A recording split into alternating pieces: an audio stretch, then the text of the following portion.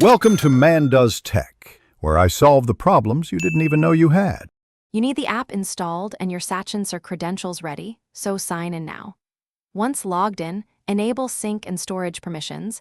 This ensures your notes save across devices and you don't lose work.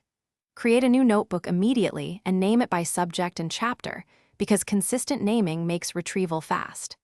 Next, tap the Create Note button and choose the template Sachin Sir recommends. This sets your headings and margins correctly, so you can start filling content in the right structure. Now organize and add actual content.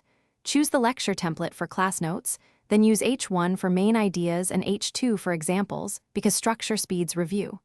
Drag in images or PDFs and attach short audio clips under 2 MB to capture verbal tips from Sachin Sir. This keeps context with visuals. Tag every note with subject, topic, and a priority level so you can filter later. Once done, run a quick search for a keyword to confirm your tags and structure. To finish, review each note and highlight key lines, then add a 1 to 2 sentence summary so future revision is instant.